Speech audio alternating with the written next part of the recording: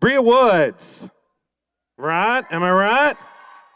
She is a multimedia journalist at the San Antonio Report, where she produces still images and short videos highlighting and explaining the news of the day. Bria graduated from Trinity University with a BA in communication and a minor in film studies. She then flew to London, England to earn her MA in multimedia broadcast journalism from the University of Westminster. Her work has been displayed in galleries and Texas museums and published on the BBC.com. Ladies and gentlemen, please welcome Bria Woods. Ooh, okay, we're here. It's happening. I'm going to tell you a story. This is a story all about how my life got flipped, turned upside down. Awesome. Yes. Okay, let's get into it. So yes, this is a story about reconciliation, not with a person, but with a place. So all of these images are from a series that I made last year titled Portrait of the Crossroads. And so to give you some context to these images, I'm going to illustrate how I got here. So up until 2019, I had always lived in big cities. I was born in DC, and I spent the rest of my formative years in Crystal City, where I grew up. And then, and in 2006, we moved here to San Antonio. So over the years, I've been able to watch as San Antonio become this world-class destination. And then went to Trinity, got my bachelor's there, go Tigers. And then I flew to London, of all places, to get my master's. And I mean, London has literally everything. So that my life up to that point had been illustrated by color, movement, culture, energy. But after a really long and unpromising application process, or visa application process in the UK, I decided to call it quits. I moved back to Texas, and in March 2019, I received an offer for my first job in news. And that is when I moved to Victoria, Texas. Yeah. And I remember thinking to myself, how bad could it be, right? But then, I mean, this is literally, Victoria is so small that native Texans have not even heard of it sometimes. So, but the thing is, what was really tough for me is that rural spaces give me a lot of anxiety. I was simultaneously in awe and unnerved by just the vast emptiness. I mean, it's about a 2.5 hour drive from San Antonio, Victoria, and just the whole way is just land as far as the eye can see. Maybe a few cows, maybe a barn, a house. But I used to get so anxious. Like, what if my car breaks down? What if I get stranded in an area that has no cell service? I just never felt safe. My mom can tell you, I used to cry every time I left San Antonio to go to Victoria. And the thing is, there's a lot of crime in Victoria. I just never felt welcome, even socially. And so eventually, I thought, okay, I was going through a lot of emotional distress at the time. I just felt really unsettled. And I think it's because I believe land has an energy. It tells you of things that transpired there before. And as a Black woman living in the Deep South, I feel that so fiercely. I believe that there's stories in the soil. I believe there's energy in the land. And I thought to myself, how can I reclaim this narrative? I was going through a lot of emotional distress. I felt I was not sleeping. I was not eating well. I had a lot of gut health issues. My anxiety was so unmanageable. I cried all the time. And I was like, how did I get here? How did I get from London to here? And so I thought to myself, in 2020, I purchased this camera. And I thought, what if I just started using photography as a way to just start capturing the things around here that kind of puzzle me? So I put a roll of film in here, and I started, on my drive from San Antonio, Victoria, I just started making some images. I would see something interesting, I would get out, pull over, take a photo. And then I thought, what if I started going into some of the other counties and the nooks and crannies around here? So I started going into some of the other small towns, and I realized, how did I get here? Now I'm actually spending time in the same places that once riddled me with anxiety. And for me, photography it's a vehicle that helps me to understand things and make sense of the things that confuse me. And when I understand something, how can I be afraid of it?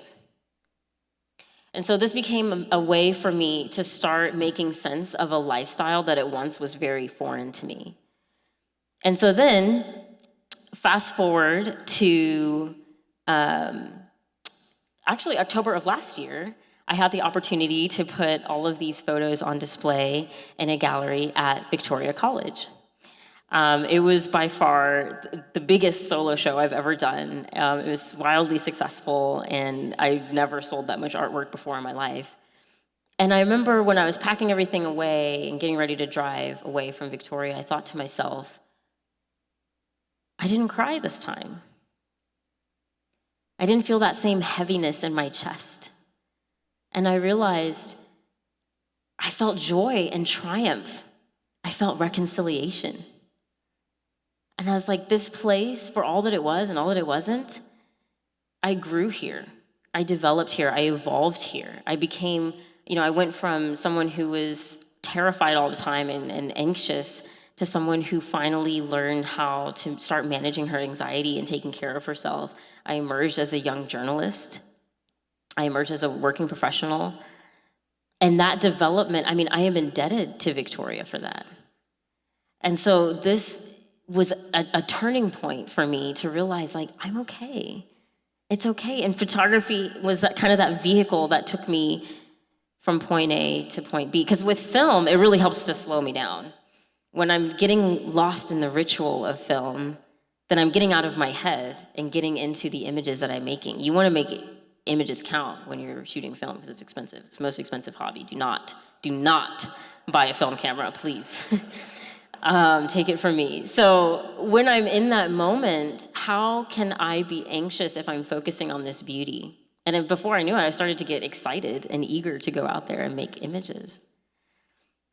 And so this became a huge moment of triumph and reconciliation for me. And I realized for the first time, I was able to see beauty from pain. Thank you.